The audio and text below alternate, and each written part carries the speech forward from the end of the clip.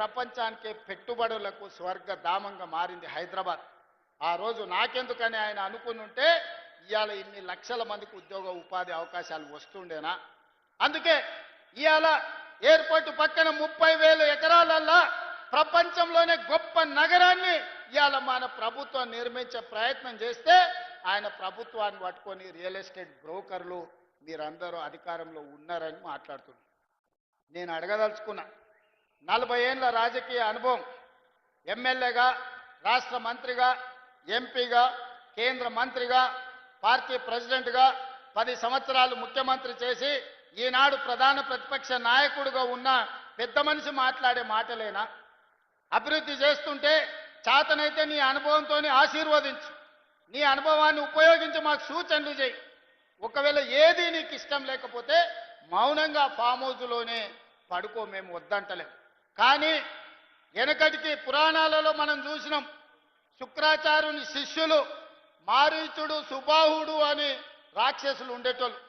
దేవతలు యజ్ఞాలు యాగాలు చేస్తే శుక్రాచార్యుడి సూచనతోని మారీచుడు, సుబాహుడు వచ్చి ఆ యాగాలను యజ్ఞాలను భగ్నం చేసేటోళ్ళు. లాస్ట్కి ఏమైందే? రాముడి చేతులు సచ్చింది. ఇవాళ కూడా శుక్రాచార్యుడు ఫామ్ హౌస్లు ఉండు, ఓ మారీచుడు, ఓ సుబాహుడు అసెంబ్లీకి వచ్చి అడ్డం పడుతున్నారు బావా బామ్మార్దుల ముసుగులో. చివరికి రాజకీయంగా మీకు సమాధి అవుతుంది తప్ప ఇందులో మీకు వచ్చేది ఏమీ లేదు.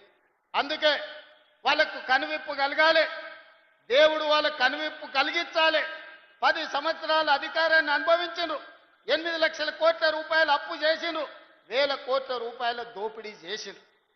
ఇప్పుడు ప్రజలకు మేలు జరుగుతుంది, ప్రజలకు సహాయం అందించాలనే ప్రయత్నం చేస్తున్నాం. మీరు ఆశించినవన్నీ ఒకటేసారి జరగకపోవచ్చు, కానీ విడతల వారిగా మనం సమస్యలు పరిష్కరించుకుంటున్నాం. కుటుంబంలో ఉండే సమస్యలు కూడా అన్నీ ఒకటేసారి పరిష్కారం అవుతాయా? మా అక్కళ్ళు అడుగుతున్నా, బిడ్డ పెళ్లి చేస్తే వడ్డానం అడుగుతుంది, మనం ముందే ఏం చెప్తాం? చెవులకు దుద్దులు చేసుకో, చేతికి ఉంగరం చేసుకో బిడ్డ, మళ్ళీ పంట వన్నాక నీకు ఏదైనా చేపిస్తాను. నిజంగానే మన బిడ్డకు చేపియొద్దని మనకు ఉంటుందా? ఏ తల్లికైనా తన దగ్గర ఉన్నదంతా తీసి బిడ్డకి ఏదో ఒకటి పెట్టాలనుకుంటాం. కానీ సంసారం సహకరించకపోతే, పరిస్థితులు అనుకూలించకపోతే కొన్నిసార్లు వాయిదా చేసుకుంటాం. ప్రభుత్వం కూడా సంసారమే కదా, మీ అందరికీ చెయ్యాలన్నదే కదా నా ఆలోచన. మీకోసమే కదా మేము ఇక్కడ ఉన్నది. మేము ఏ ఒక్క రూపాయి ఇంటికి తీసుకెళ్ళాలి కదా. ఇండ్లు ఇచ్చినా, బియ్యం ఇచ్చినా, రేషన్ కార్డులు ఇచ్చినా, 10 ఏళ్ళు రేషన్ కార్డులు ఇచ్చే దిక్కు లేదు. ఇవాళ లక్షలాది రేషన్ కార్డులు ఇవాళ పేదలకు ఇచ్చిన మాట వాస్తవం కాదా? ఇవన్నీ ఒకటొకటిగా చేసుకుంటూ వస్తున్నాం. ఇంకా చేయాల్సింది ఉంది. మీరు ఆశీర్వదించండి, మీరు అండగా నిలబడండి. ఈ తెలంగాణ రాష్ట్రాన్ని దేశంలోనే అభివృద్ధి చెందిన మొదటి రాష్ట్రంగా తీర్చిదిద్దుకుందాం. మొన్న జరిగిన సర్పంచ్ ఎన్నికల్లో విలక్షణమైన తీర్పు ప్రజలు ఇచ్చిండ్రు. 66% ఆశీర్వదించి నెంబర్ 1గా నిలబెట్టిండ్రు. రాబోయే మున్సిపల్ ఎన్నికల్లో కూడా నా సూచన, మంచి వాళ్ళని గెలిపించండి, మంత్రులతోని పనులు చేయించుకునేటోళ్ళని గెలిపించండి, ఊరి సమస్యల్ని, బస్తీ సమస్యల్ని అవగాహన ఉన్నోళ్ళని గెలిపించండి. 10 రూపాయలకు మనం ఓటేస్తే 100 రూపాయలు వాడు కొల్లగొడతాడు. అందుకే మనమంటే ఇష్టపడేటోడు, మన సమస్యల్ని పరిష్కరించటోని గెలిపించండి. నేను వాళ్ళని గెలిపించండి, వీళ్ళని గెలిపించండి అని అనట్లేదు. ప్రజల ప్రభుత్వంతో కలిసి పనిచేసేటోళ్ళని గెలిపిస్తే మన ప్రాంత సమస్యలు పరిష్కారం అవుతాయి. తొందరలోనే మున్సిపల్ ఎన్నికలు జరుగుతున్నాయని టీవీలలో, పేపర్లలో వస్తుంది. మున్సిపల్ ఎన్నికలు వచ్చినప్పుడు మంచోన్ని గెలిపించుకోండి, మనోన్ని గెలిపించుకోండి, మంచిగా మీ సమస్యల్ని పరిష్కరించేటోని గెలిపించుకోండి. అప్పుడే మీ ప్రాంతాలకు అభివృద్ధి జరుగుతుంది. ఇవాళ నేను ముఖ్యమంత్రి ఈడికి వచ్చిన అంటే బీజేపీ ఎమ్మెల్యేలైనా వాళ్ళు వచ్చి అడిగినారు కాబట్టి ఇవాళ మంజూరు చేస్తానని నేను చెప్పిన.